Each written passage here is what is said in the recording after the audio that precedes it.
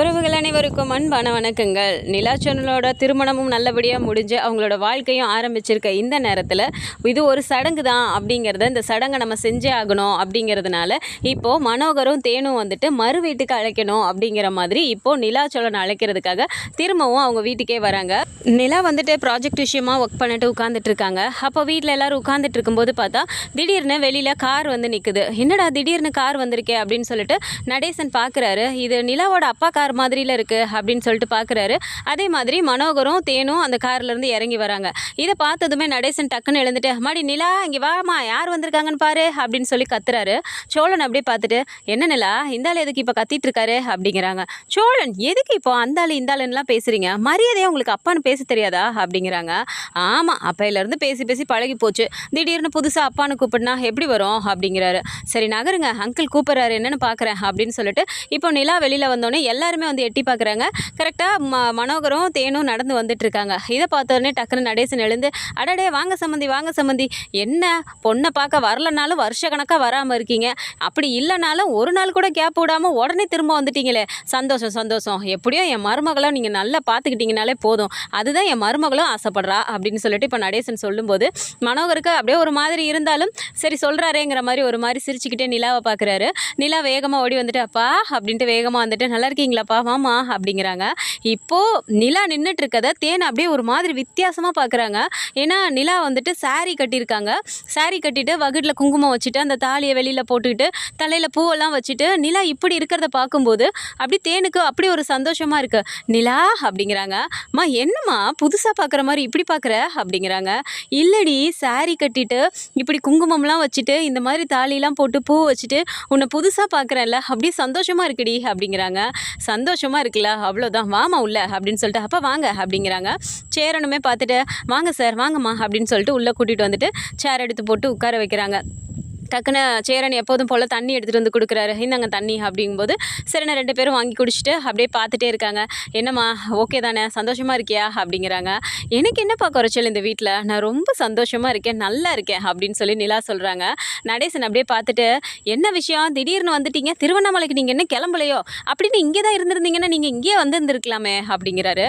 இல்லை சார், நாங்கள் ஒரு முறையாக ஒரு வழக்கம் இருக்குல்ல, அதை பண்ணிவிட்டு ஒரேடியாக கிளம்பலான்னு நாங்கள் எல்லோரும் வீட்டில் தான் இருந்தோம் அப்படிங்கிறாங்க.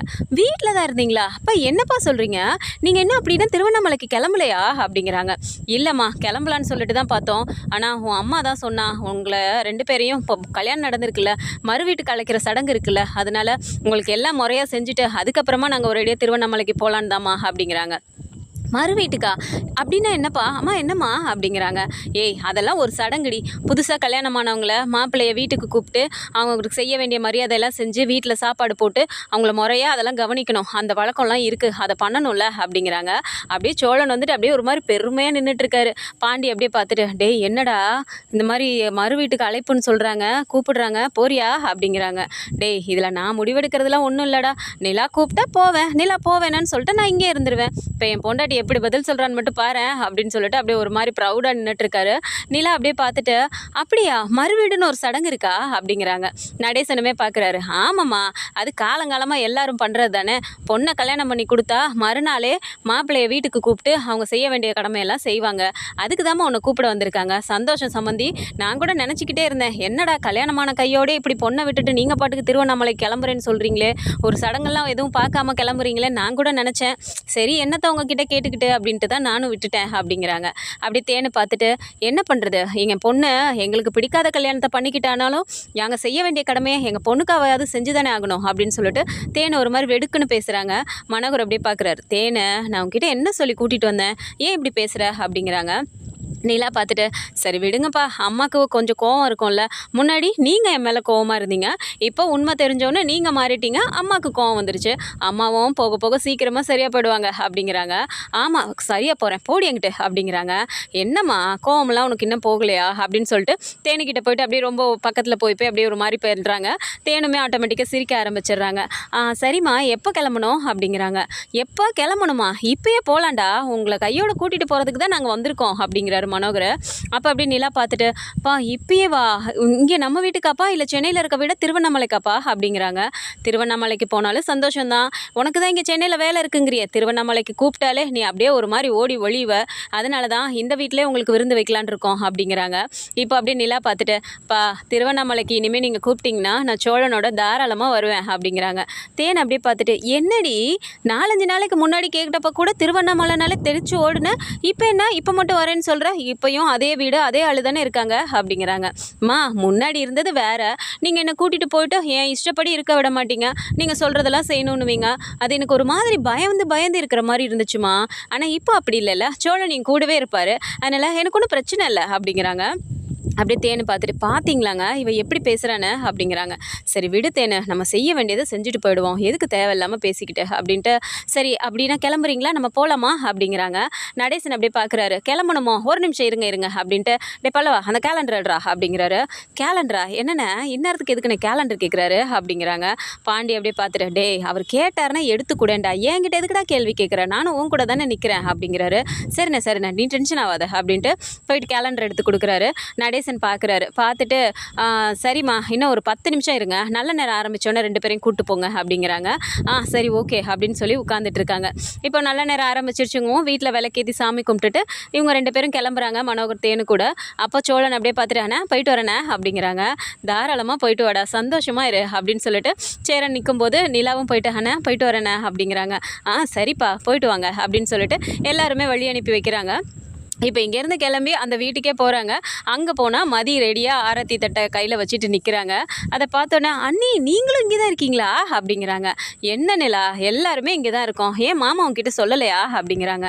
"சொன்னாங்க, நான் கூட அப்பா அம்மா மட்டும்தான் இங்கே இருப்பாங்க, நீங்கள் அண்ணன் எல்லாம் ஊருக்கு போயிருப்பீங்கன்னு நினச்சேன்" அப்படிங்கிறாங்க.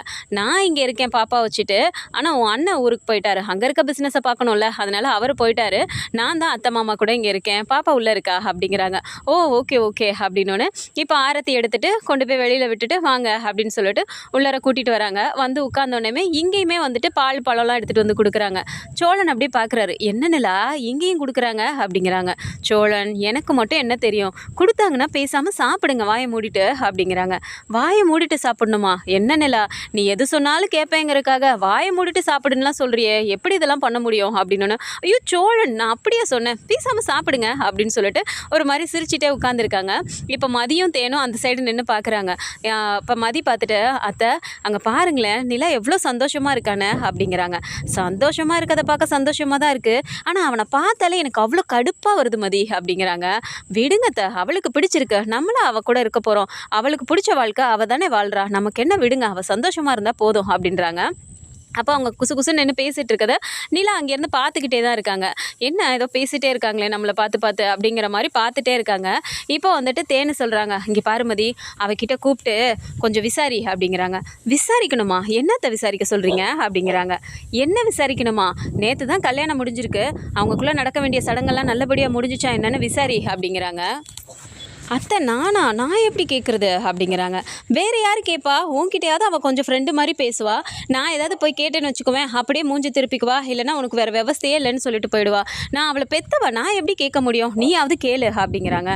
"அத்தை எப்படி அத்தை கேட்குறது" அப்படிங்கிறாங்க. "இங்கே பாருமதி, இப்போ நீ கேட்குற அவ்வளோதான்" அப்படின்னு சொல்லிட்டு இப்போ அவங்க 2 பேரும் பேசிகிட்டே இருக்கதை பார்த்தோன்னே இப்படியே நிலா பார்த்துட்டே இருந்துட்டு, ஏதோ பேசுகிறாங்க என்னென்னு தெரியல அப்படின்ட்டு, "சோழன் ஒரு நிமிஷம் இருங்க நான் வரேன்" அப்படிங்கிறாங்க. "ஐயோ நிலா எங்கே என்ன தனியாக விட்டு போகிற" அப்படிங்கிறாங்க. "என்ன சோழன் ஏதோ காட்டில் விட்டு போகிற மாதிரி சொல்கிறீங்க, இங்கே தானே விட்டு போகிறேன், இருங்க வரேன்" அப்படின்னு சொல்லிட்டு நேராக அங்கே போகிறாங்க. இப்போ அவங்க கிச்சனில் வந்துட்டு மதி நின்றுட்டு இருக்கும்போது தேனை பார்க்குறாங்க. "என்னம்மா என்னை பார்த்து பேசிகிட்டு இருந்தீங்க" அப்படிங்கிறாங்க. "என்ன தெரியும் உன்னை பார்த்து பேசினாங்க, அதெல்லாம் ஒன்றும் இல்லை போ" அப்படிங்கிறாங்க. ஏதோ பேசுனீங்க, சரி விடு" அப்படின்னு சொல்லிட்டு நேராக இப்போ கிச்சனுக்கு போகிறாங்க. "என்ன ஸ்பெஷல்" அப்படிங்கிறாங்க. "வா நிலா, இங்கே பாரு, உனக்கு பிடிச்ச எல்லாமே சமைச்சு வச்சுருக்கோம், இன்றைக்கி நீங்கள் இங்கே தான் தங்க போகிறீங்க" அப்படிங்கிறாங்க. "இங்கே தான் தங்கணுமா" அப்படின்றாங்க. "அப்புறம் மறு வீட்டுக்கு அழைச்சிட்டு வந்திருக்கிறதுனா வேறு என்ன நினச்ச, இங்கே தான் நீங்கள் தங்கணும், நாளைக்கு போகலாம், இல்லாட்டி நாளை கழிச்சு தான் நீங்கள் போகணும்" அப்படிங்கிறாங்க.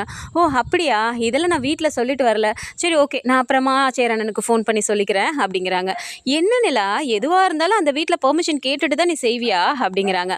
"ஐயோ அண்ணி, இது பெர்மிஷன் கேட்குறதுன்னு இல்லை, எதுவாக இருந்தாலும் சொல்லணும்ல, இல்லைனா எங்களுக்கும் சேர்த்து அண்ணன் சமைச்சு வச்சுட்டு எங்களுக்காக வெயிட் பண்ணிட்டு இருப்பாரு, நாங்கள் வந்தோடனே எல்லாரும் ஒன்றா உட்காந்து தான் சாப்பிடுவோமா, இல்லைனா எங்களுக்காக காத்துட்டு இருக்கக்கூடாதுல்ல, அதுக்கு தான் நீ" அப்படிங்கிறாங்க.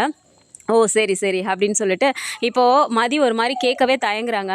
நீலா இத பார்த்துட்டு, "என்ன நீ ஏதோ என்கிட்ட கேட்க வரீங்க, ஆனா என்னன்னு சொல்ல மாட்டேங்கிறீங்க" அப்படிங்கிறாங்க. "அது வந்து நிலா, அத்தை உன்கிட்ட ஒரு விஷயம் கேட்க சொன்னாங்க" அப்படிங்கிறாங்க. "அம்மாவா? என்ன விஷயம்?" அப்படிங்கிறாங்க. "இல்ல, உங்களுக்குள்ளார நடக்க வேண்டிய சடங்கெல்லாம் நல்லபடியா நடந்துச்சா?" அப்படிங்கிறாங்க.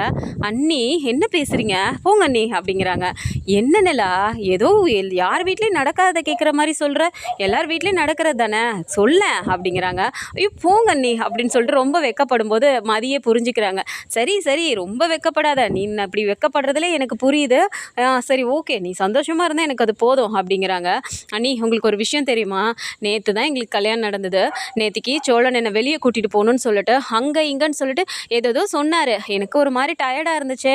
வெளியில போக்கூடாதுன்னு சொல்லுவாங்க. என்ன கூப்பிடுறீங்க?" அப்படிங்கிற மாரிலாம் நானும் சொல்லிட்டு இருந்தேன். ஆனா கம்பல் பண்ணி என்னை வெளில கூட்டிட்டு போயிட்டு, அங்க கொஞ்ச நேரம் வெளியிலலாம் நாங்க ஸ்பெண்ட் பண்ணிட்டு நைட்டு வீட்டுக்கு வரோம் அப்படின்றாங்க. அப்புறம்?" அப்படின்னு சொல்லிட்டு மதி ரொம்ப இன்ட்ரெஸ்ட்டா கேட்கும்போது, "என்ன இவ்ளோ ஆர்வமா கேட்குறீங்க?" அப்படிங்கிறாங்க. "ஏய் சொல்லு நிலா, அத தானே நான் கேட்டுட்ருக்கேன்" அப்படிங்கிறாங்க. வீட்டுக்கு வந்து பார்த்தா, ரூமெல்லாம் அவ்ளோ அழகா டெக்கரேட் பண்ணி, ஏசிலாம் எனக்காக வாங்கி போட்டிருந்தாங்க தெரியுமா? அப்படிங்கிறாங்க. "ஏசி போட்டிருந்தாங்களா? அப்படியா? உங்க வீட்ல ஏசிலாம் போட்டாச்சா?" அப்படிங்கிறாங்க. "ஆமா அண்ணி, நானே எதிர்பார்க்கல தெரியுமா? சோழன் எனக்காக அத பண்ணியிருக்காரு" அப்படிங்கிறாங்க. அப்ப பார்த்துட்டு, "எனக்கு என்னவோ அந்த பையன பார்த்தா கொஞ்சம் நல்ல பையன் மாதிரி தான் தெரியுது நிலா" அப்படிங்கிறாங்க. "கொஞ்சம்லாம் நல்ல பையன் இல்ல அண்ணி. ரொம்பவே நல்ல பையன் தான். என்ன அப்பப்ப கொஞ்சம் ஃப்ராடுத்தனம் பண்ணுவான். ஆனா அது எல்லாமே எனக்காக தான் பண்ணுவான் தெரியுமா?" அப்படிங்கிறாங்க. "என்ன நிலா அவன் இவன் பேசிட்டு இருக்க?" அப்படிங்கிறாங்க. "அதெல்லாம் அப்படிதான். அவன்கிட்டயே கொஞ்ச நேரம் அப்படிதான் பேசுவேன். அப்புறம் நீங்க போங்கன்னு வாய்க்கு வர மாரி பேசுவான் அண்ணி" அப்படிங்கிறாங்க. நிலா, "சரி, சரி. நீ எப்படியும் சந்தோஷமா இருந்தா எனக்கு அது போதும்" அப்படின்னு சொல்லிட்டு இப்ப அங்க பேசிட்டு இருக்காங்க. ஸோ அங்கே அந்த விருந்தெல்லாம் முடிஞ்சதுக்கப்புறமா இப்போது செகண்ட் டே அங்கே தான் ஸ்டே பண்ண போகிறாங்க. ஸோ அங்கே இருக்கும்போது நிலா வந்து சோழனை ரொம்ப ரொம்ப நல்லா கவனிச்சிக்கிறது இதெல்லாம் பார்க்கும்போது மனோகருக்கும் தேனுக்கும் என்ன மாதிரி ரியாக்ட் பண்ண போகிறாங்க அப்படிங்கிறத நம்ம பொறுத்திருந்து பார்க்கலாம். ஸோ இந்த மாதிரியான கதைக்களம் வந்தால் நல்லா இருக்கும்னு நினச்சிங்கன்னா மறக்காமல் நம்மளோட சேனலை சப்ஸ்கிரைப் பண்ணிக்கோங்க. அண்ட் வீடியோ பிடிச்சிருக்கு அப்படின்னா சின்னதாக லைக்கை மட்டும் கொடுத்துருங்க. தேங்க்ஸ் ஃபார் வாட்சிங்.